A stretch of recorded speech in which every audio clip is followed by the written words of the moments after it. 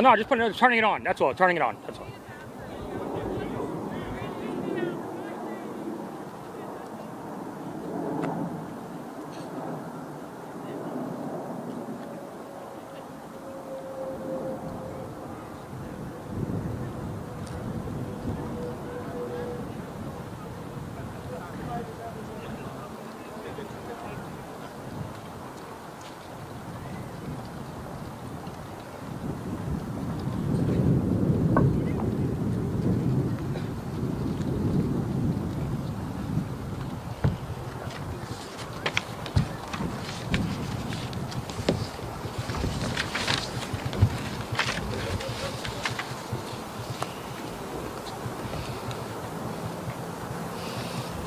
Good morning, New York.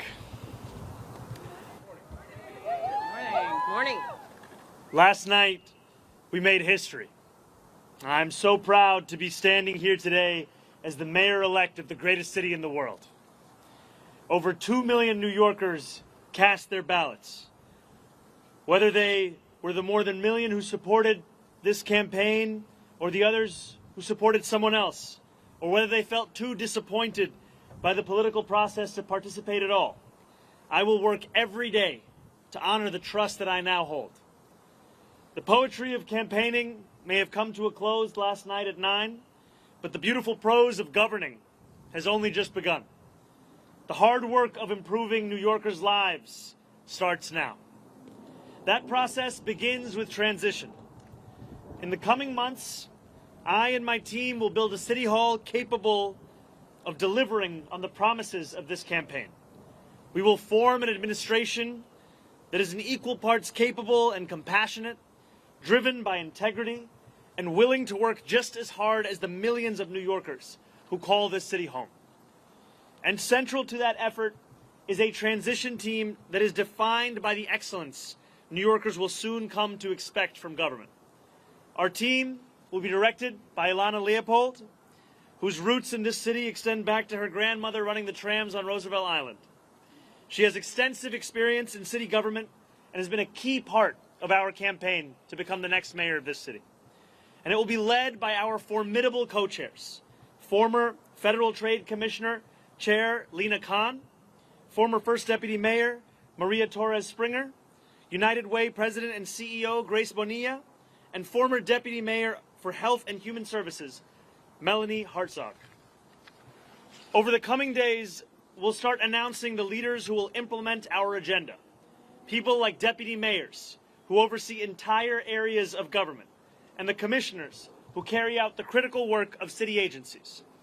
Some of these people will have familiar names. Others will not.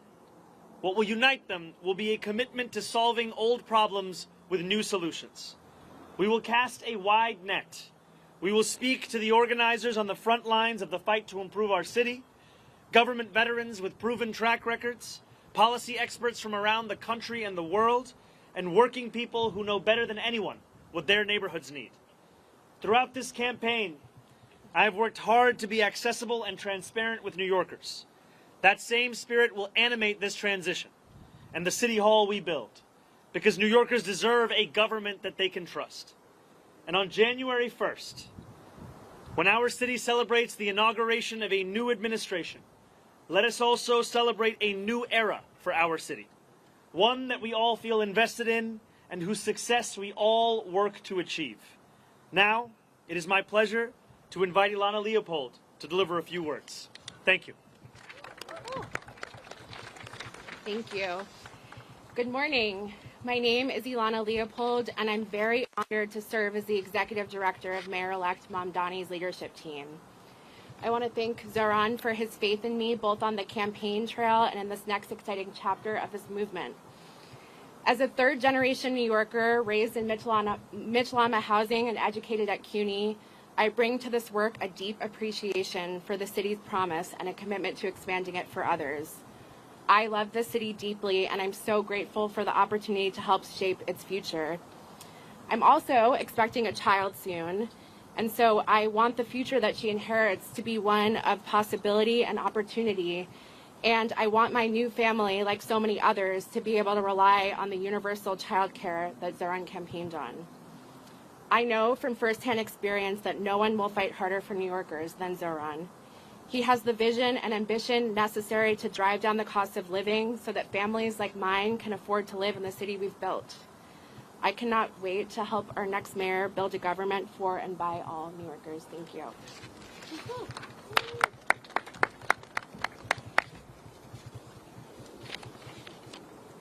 Good morning. My name is Grace Bonilla, and I am excited to be with all of you today.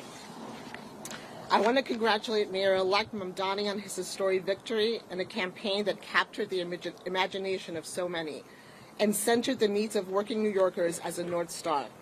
I'm honored to be part of a transition team and eager to work with you to build an administration that will work tirelessly to ensure working New Yorkers can finally afford to live and raise their families in the city that they love.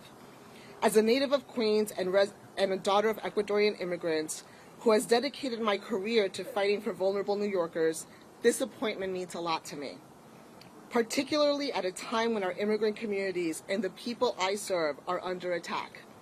As we stand here today, 1.8 million New York City residents are without benefits to feed themselves and their families because of the inactions from the federal government. I am confident that Mayor-elect will always stand by New Yorkers and fight against any federal encroachment and that target the programs our neighbors need to survive.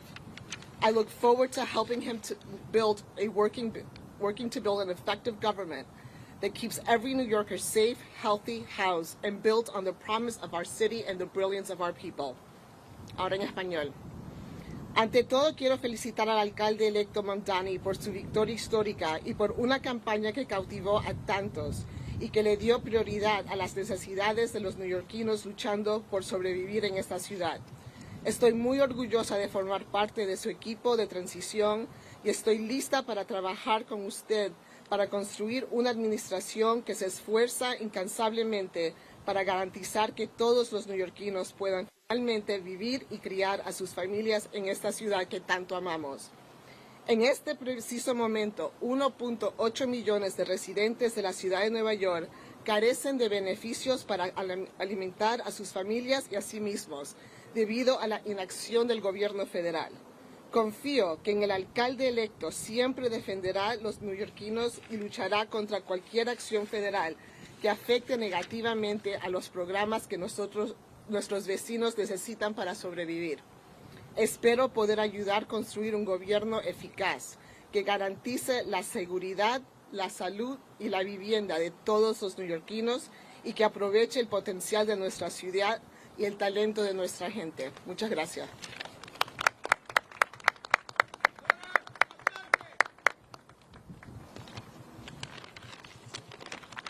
Good morning. Good morning. My name is Mel Hartzog. No one calls me Melanie except my mother when I'm in trouble. And I'm so excited to be with you all today. I first want to start off by congratulating our Mayor-elect Mamdani on an impressive and amazing campaign and victory last night. In my day job, I lead the New York Foundling, one of the city's largest and oldest social service organizations.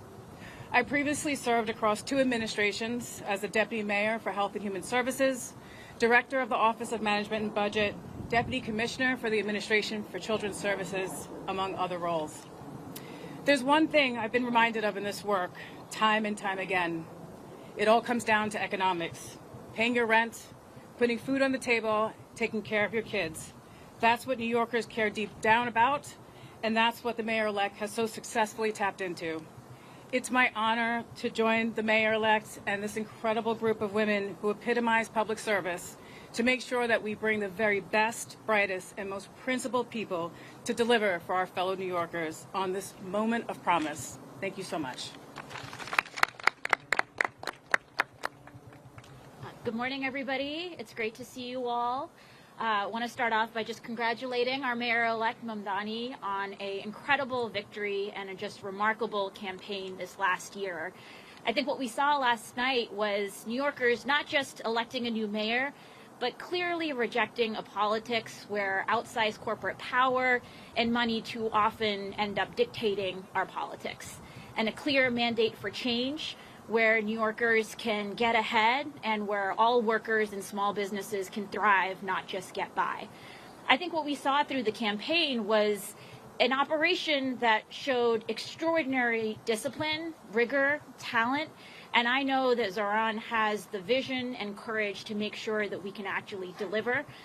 It's such an honor to get to be part of his transition team, and I'm so excited to work with the co-chairs to make sure that we are building an administration that can hit the ground running on day one and deliver for all New Yorkers. Thank you so much.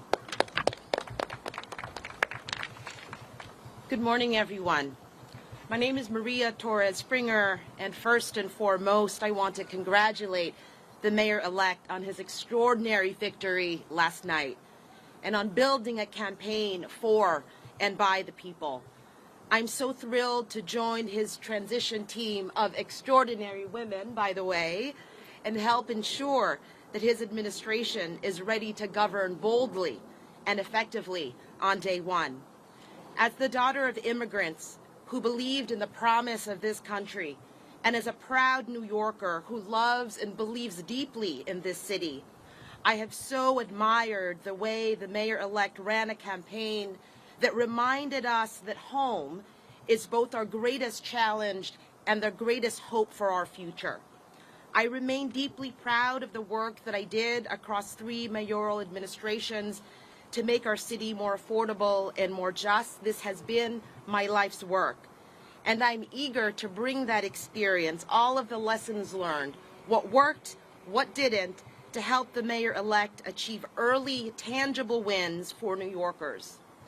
Despite the headwinds we face as a city and as a country, the mayor-elect has truly rekindled something very powerful: our shared faith in New York's capacity to do big things and to dream boldly. Importantly, he and I share an undimmed belief in government's capacity to deliver for working people, an undimmed belief in public servants' capacity to not just meet, not even just exceed, but defy expectations. So thank you, Mayor-elect, for this opportunity. I look forward to helping you build an administration that gets to work joyfully and urgently to lower costs, build homes, expand childcare, and ensure that every New Yorker can build a life of dignity in this city that we all love. Thank you.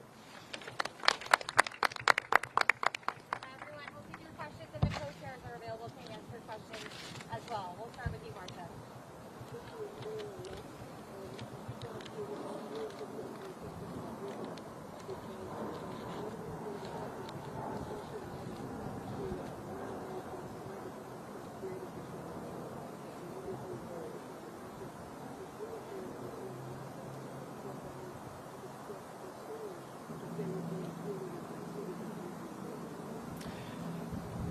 I look forward to being the mayor for every person that calls this city home. That includes the Jewish New Yorkers that voted for our campaign and those that didn't.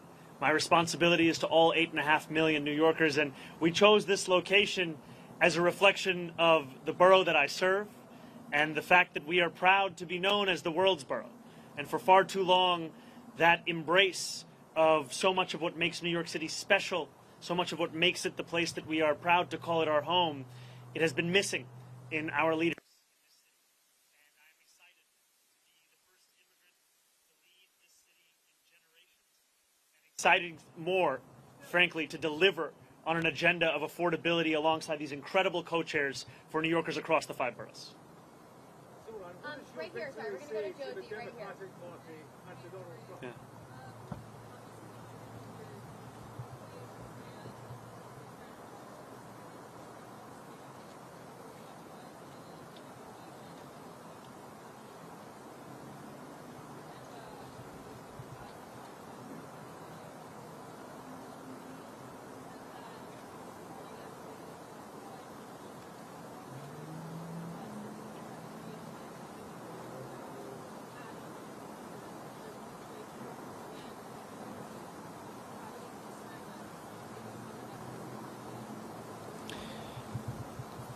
I look at these 4 incredible co-chairs of our transition team, and what I see are those who have had their careers defined by an excellence that we want to characterize the very city hall that we are looking to build. These will be the leaders of our transition, and also this transition will expand and extend beyond any one specific set of issue areas. So the topics of education and public safety continue to be of immense importance. We continue to prepare for the delivery on those very issues alongside the others that concern New Yorkers, and that will be the work of the next 57 days. And just to your second question, I am willing to consider anyone to work in my city hall so long as they are committed to working for my administration and to delivering on an agenda to lower costs for New Yorkers in the most expensive city of the United States. All right, we'll go to Sam over here. Mayor-elect Mamdani, stand out for democracy now. I have two questions. One, what should New Yorkers know that you were asking from Mayor Adams during the transition for the next 2 months? And second, you were not going to be mayor for the next 2 months, but for months now, ICE agents have been abducting immigrants at Fort Siskiyou, Plaza. What is your message to the ICE agents abducting My message to ICE agents and to everyone across this city is that everyone will be held to the same standard of the law. If you violate the law, you must be held accountable. And there is sadly a sense that is growing across this country that certain people are allowed to violate that law, whether they be the president or whether they be the agents themselves. And what New Yorkers are looking for is an era of consistency, an era of clarity, an era of conviction. And that is what we will deliver to them. And I am looking forward to having conversations with Mayor Adams and his administration about the work of the transition to ensure that the handover is a seamless one and that it is one that benefits the shared work we all have to deliver for the people who call the city home. Thank you. Thank you. Everybody's asking too.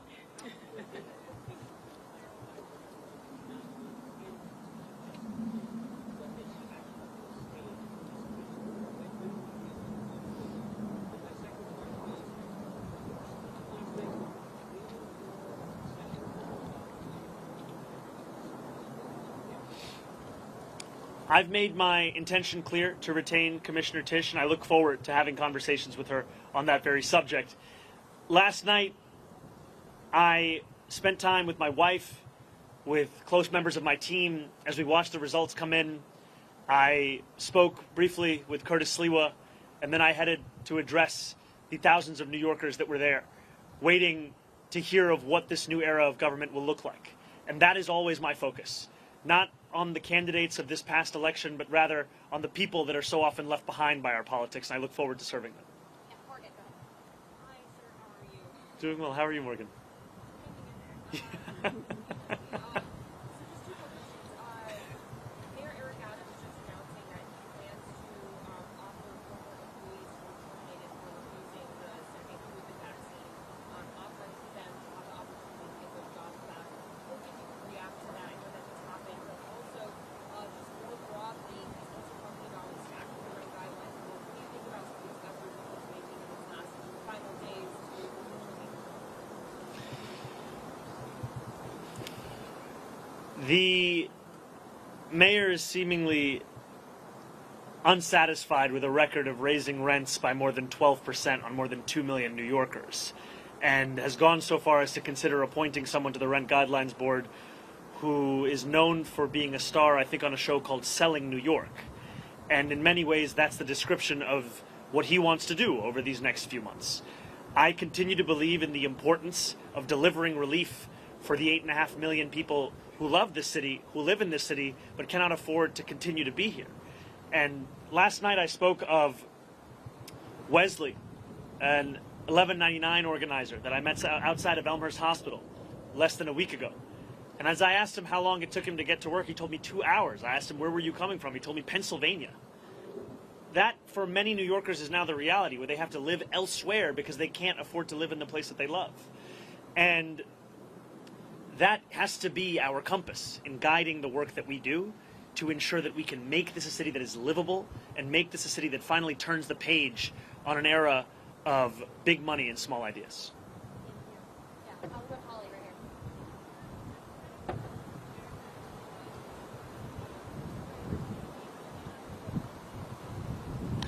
I am looking forward to having every member of my coalition being a part of our transition. The transition will be guided by the work that we need to do, and the coalition that brought me to this point has done an immense amount of work and has also been leading in the fight for dignity for working class New Yorkers.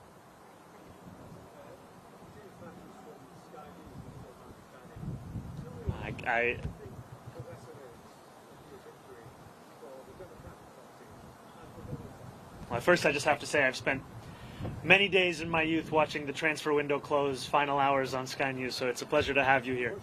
Yeah, I'm an Arsenal fan. I have to be honest, when you said you were from Sky News, I just got very excited. Could you repeat the question one more time?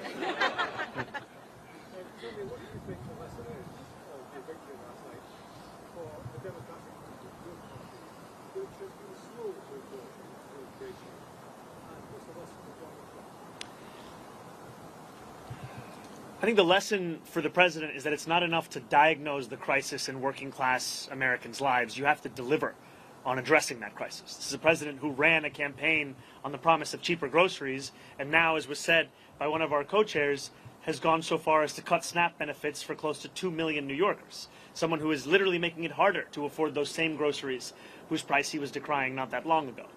And what scares Republicans across the country is the fact that we will actually deliver on this agenda. And the contrast is something that they cannot bear to witness. And I try to keep my focus similar to that cover on the New Yorker where the world ends at New Jersey, and thinking about what this means for our city instead of for our nation.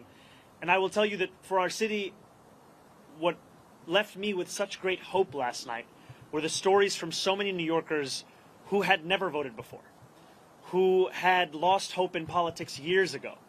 And to stand here before you, having received over 1 million votes in an election that saw turnout the likes of which we haven't seen since 1969, it shows that politics, once again, is offering more than just a settling for the crumbs that are not able to meet the needs of so many families across the city. We are finally offering a vision that can meet the scale of the crisis in working class New Yorkers' lives. Thank you. Thank you very much. Please.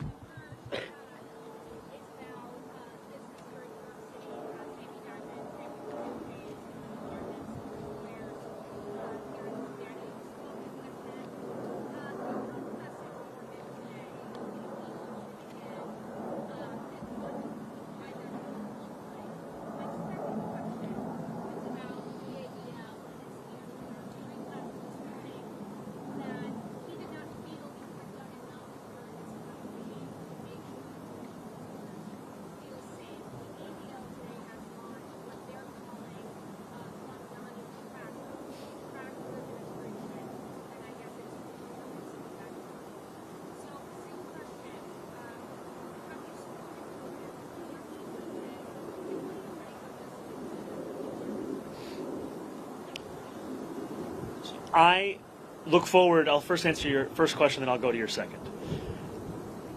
I look forward to meeting with Jamie Dimon and meeting with anyone who is concerned about the future of our city and is invested in the vitality of that same city. And these are not very different from the conversations I had over the course of this campaign with many business leaders who, while we may have disagreements on fiscal policy, we also found many areas of agreement as to what the city actually needed. And I think it is critically important that we start to embody a style of leadership that does not demand agreement across every single issue in order to even have a conversation. We need to be able to deliver for New Yorkers, and that means to meet New Yorkers, even those with whom we have any disagreements. So I look forward to having those kinds of meetings, be it with Jamie Dimon or be it with other business leaders, and continuing to show that our affordability agenda is an agenda that would also benefit businesses across the city. Because what I've heard from many of those same business leaders is that the inability for city government and state government to provide universal child care has led to businesses sometimes having to provide stipends to their own employees given the expense of that child care. Makes sense because child care in this city costs an average of $22,500 a year, which is a burden that many families cannot bear. And I also look forward to streamlining the regulations within city government. I'm someone who believes deeply in the public sector, believes deeply in public regulation, and I also believe if I cannot give you an answer as to why a regulation exists, then it likely doesn't have a good reason to exist any longer. And that extends to when a restaurant owner told me of the $25 a year he has to pay the city for the right to sell a frozen dessert. And it also extends to the way in which we fine and fee small businesses across the city, which is why we've committed to cutting that in half. And I have not spoken to Jonathan Greenblatt. I take the issue of anti-Semitism incredibly seriously.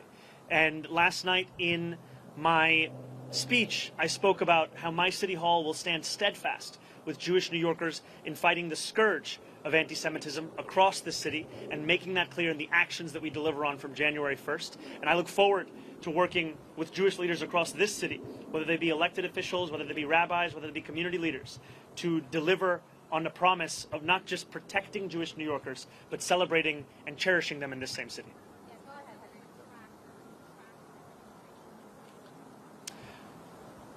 I think that anyone is free to catalog the actions of our administration. I have some doubts in Jonathan's ability to do so honestly, given that he previously said I had not visited any synagogues, only to have to correct himself. Hi, Mayor-elect. Obviously, I have two questions as well. Yes, yes. Yes. It's a 2-for-1 day. Oh, yeah, a little more interesting. So, on President Trump and on delivering real, tangible results, as you alluded to last night with your new era, as Maria Torres-Springer just said, how do you balance, or have you given thoughts of balancing combating President Trump and not getting lost in that fight where you are not delivering the campaign promises? And second, I'm just curious, kind of in the quiet hours of last night, you got off stage, you went home, maybe you were sitting by yourself, maybe it was just you and your wife.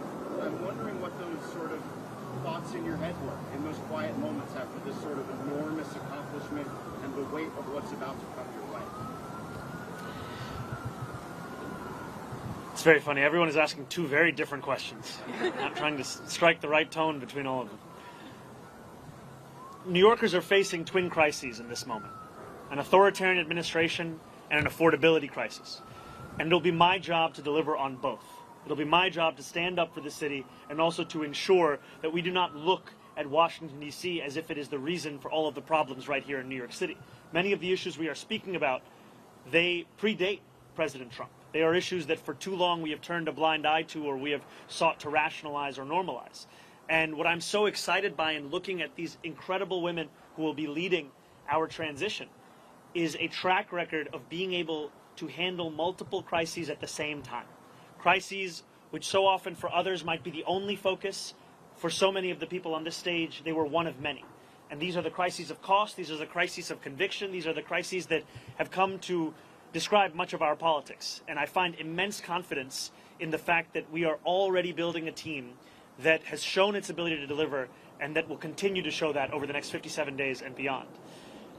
I cannot tell you that I had many quiet moments between last night and this morning, but some things that I have been left with, whether it was in sitting with my wife or with close members of my team without whom none of this would have been possible, is the sense of hope that New Yorkers have.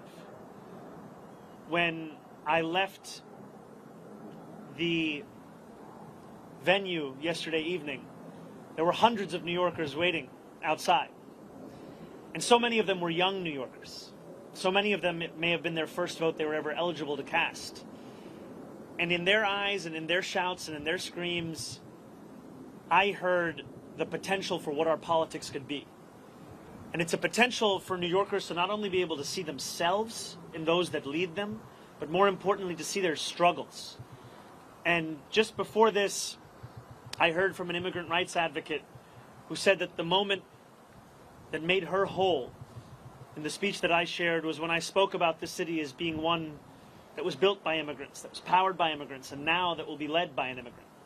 I think for too long, many New Yorkers have been told that their only place is in the shadows. And it is incredibly exciting to stand here alongside these leaders to embrace the light that the future will hold for all of us in this city. Yes. Thank you very much. Gracias.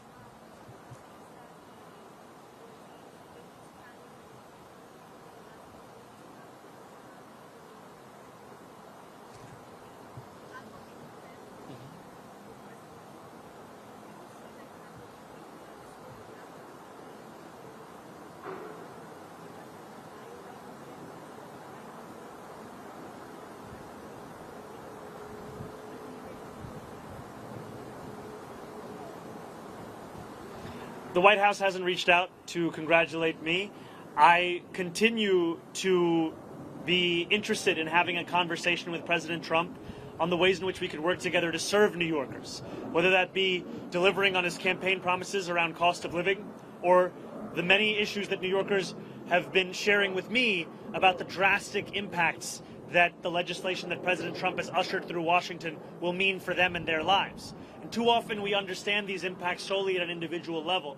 But if we just speak a little bit more about SNAP benefits, these are not just affecting the close to 2 million New Yorkers who are on SNAP, these also affect the grocery stores across our city. There were a number of mom and pop owned grocery stores that spoke to me about the fact that in the Bronx, SNAP revenues make up more than a quarter of all of their revenue. And this has the impact of decimating their ability to keep their doors open. And so I look forward to having those conversations and to making clear that if there is ever anything to be spoken about that could benefit the people of the city, I am ready and willing to speak to anyone about it. But if it is a conversation to come at the expense of those people, then I will fight that idea tooth and nail, because my job is to serve this city.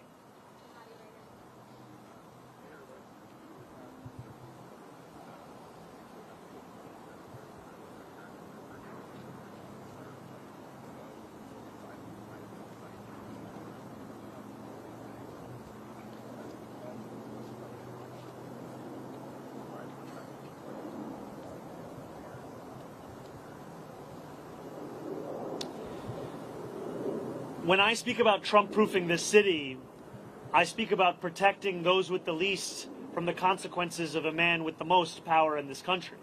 It is in part a reference to the need to ensure that any fight for additional revenue is one that also looks to try and protect those same New Yorkers from these kinds of cuts to the greatest extent that we can. And it's also a commitment to ensure that so many of the storied parts of city government return back to the moments where they were on the front lines of fighting for dignity and civil rights, and I think specifically of our city's law department. This is a law department that, when you think of the seminal civil rights cases of this country, they were there. And yet today it has 200 fewer lawyers than it did before COVID. This is an example of a lack of interest from an administration in ensuring that we are investing in the tools that have been proven to protect those same New Yorkers. And I will not mince my words when it comes to President Trump. I will continue to describe his actions as they are, and I will also always do so while leaving a door open to have that conversation, because it cannot be understood as if it is an argument between two individuals. I am looking to lead this entire city, and everything that I do must be to the benefit of this city, and I look forward to delivering for that same city. Yeah, Hey, how's it going on, Crew? So after you win last night, a lot of critics went to our comment section in the social media news release saying, talk to the Mamdani supporters in 6 months, see how they feel, talk to them in a year, see how bad it's going to get. Do you have any comments on how those folks are reacting and how you're going to do it? Well, first I'd say we've come a long way since that conversation in Astoria Park, and it's lovely to see you here. You know, I think there were many who said similar things when we launched our campaign on October 23rd. Talk to the campaign in 6 months, talk to the campaign in a year, see where they are. And what we've shown is that the hunger, the dedication, the commitment to excellence and delivering in the ways in which we have been told are impossible, this is what will typify our efforts. It has thus far. This is what will describe them moving forward. And the passion, as Maria had said, of an undimmed potential for government to meet the needs of working people across this city, that is something that we fully intend to deliver on. These were not words that were shared as a means by which to inspire people for the purpose of an election. These were commitments that were made that we intend to deliver on to ensure that New Yorkers can live in the city they call home.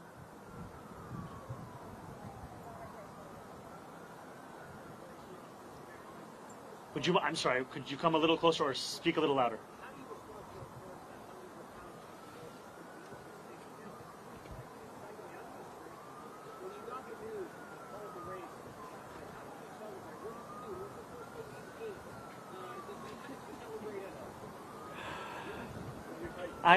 I think the first thing I did was drink some water, and it took a moment for it to settle in. And when it did, oftentimes This job is described with the language of burden, responsibility, pressure. And those things are true. But what is lost is opportunity. And that is really what I felt in that moment when this race was called. The opportunity we have to deliver for people who have come to expect so little from the politics of their city.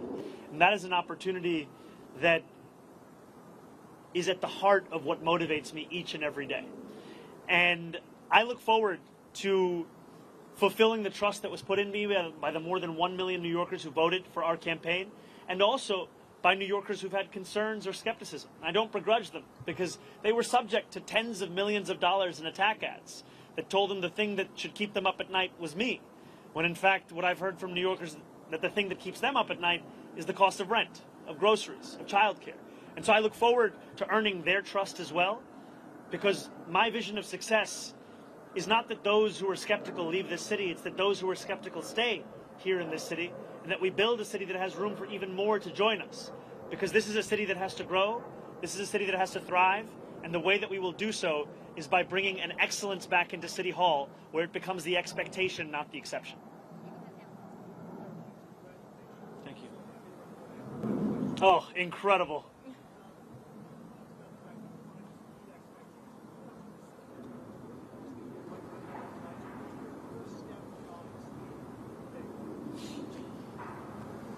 My first day in City Hall will look like my last day. It will be focused on the cost of living crisis. It will be focused on delivering for the New Yorkers who have been priced out of this city. 1 in 4 New Yorkers currently living in poverty across the 5 boroughs. And what excites me so much about being on the stage alongside these incredible leaders is that this is not a job that can be done alone. This is not a job that can be done by one person with one vision. It is a job that must be done by a team that is united in purpose in fulfilling the agenda that we ran on, an agenda of affordability. And for too long, we have heard from politicians who have told us what they can't do, and in reality what they mean to say is what they won't do.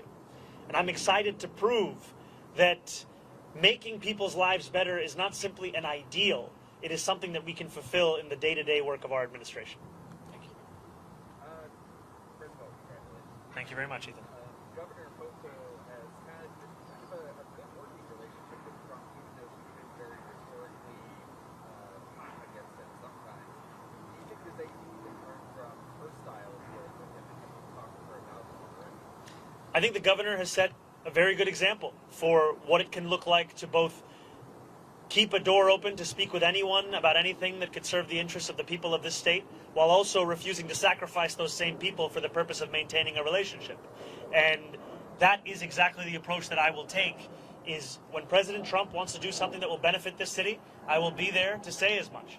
But if he is looking to persecute or prosecute or punish the people of this city by virtue of who they are or where they live or where they came from, then I will fight him on that. I think too often we have had a style of leadership that seeks to put oneself before the people that you're looking to serve, and my City Hall will do the opposite. Yeah, neutral.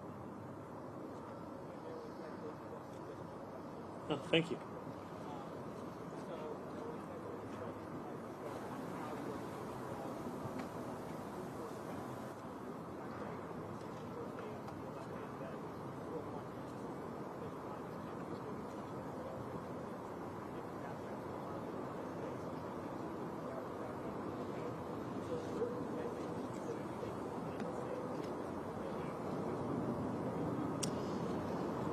You know, this is a group that exemplifies the excellence I've long spoken about. It is an excellence that New Yorkers have seen across multiple mayoral administrations. It is an excellence that they have seen at the federal level. And it's an excellence that has been displayed amidst a conviction of what government can and should and must do for New Yorkers. And I'm excited by the prospect of them leading this transition to deliver for those same New Yorkers. And I also am clear with the more than 100,000 volunteers who brought me to this point, with the more than 1 million New Yorkers who voted for our campaign, that the work does not end with an election. In fact, it continues until we deliver this agenda. And that delivery will be something that we do over weeks and months and years. And it'll be something that we will take immensely seriously because it is a delivery that will fulfill the hope that so many have put in us.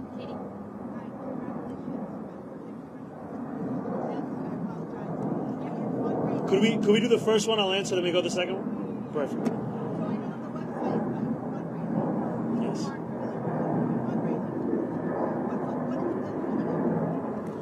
Well, thank you for the question. It's transition2025.com. And, you know, there were a few months ago where I told supporters across the city to stop donating. And today I am asking them to start once again. And I am asking them to do so because of the fact that a transition that can meet the moment of preparing for January 1st is one that will require staff, it will require research, it will require infrastructure. And those are things that we will have to provide. And I'm excited for the fact that it will be funded by the very people who brought us to this point, the working people who have been left behind by the politics of the city.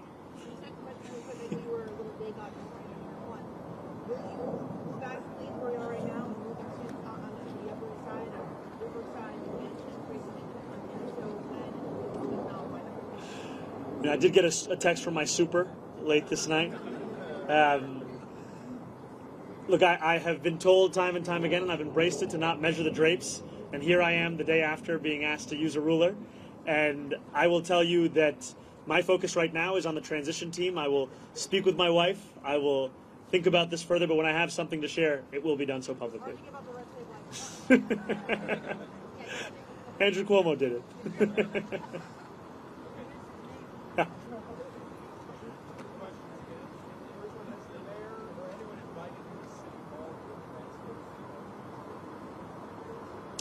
The mayor has not invited me as yet to go to City Hall, but I look forward to having those conversations about the transition.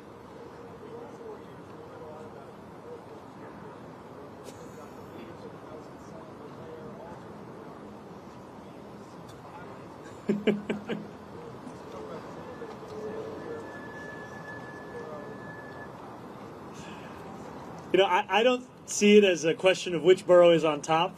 I am looking to serve every single one of the 5 boroughs. And in each of these boroughs, I find so much of the inspiration of the work that we have to do in City Hall. And I'm also proud to represent Queens in the state legislature. I'm proud to be a resident and an assembly member for Astoria and for Long Island City.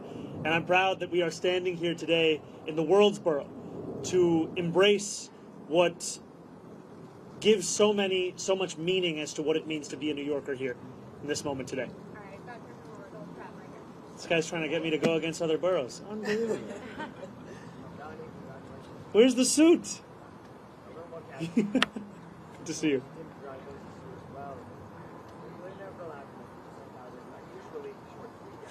Congratulated you and said, if I can help anyone, let me know what I can do. I'm wondering how you respond to the invitation and whether you plan to support it. Well, I appreciated Bill Ackman's tweet and the sentiment of it, and I will continue to have conversations with anyone who is committed to the welfare of this city, the vitality of this city, and those are the conversations I will have over the next 57 days and beyond.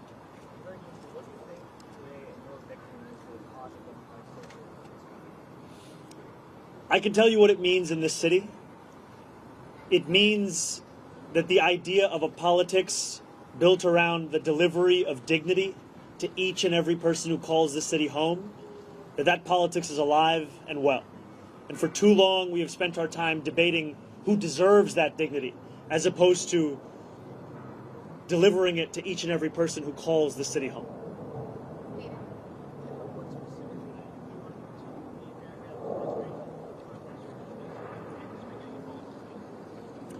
I didn't hear the second. You know, even amidst my many critiques that I have of the Adams administration, we have to have a sober analysis of the work that is done in any single administration. And I think that City of Yes is something that is a significant and good step forward. I think that trash containerization is another example of something that we should continue to pursue. And these are examples to me of some of the issues which have been long recognized by New Yorkers as ones that need to be contended with by government and ones that have simply been ignored. And I look forward to continuing on those issues and then correcting the course in many and other areas of city government. And I look forward to working with the council and with the next speaker on delivering on an agenda of affordability for each and every person that calls the city home. Thank you guys so much. Thank you all. Thank you. Has Mayor Adams reached out yet to congratulate you? Not yet.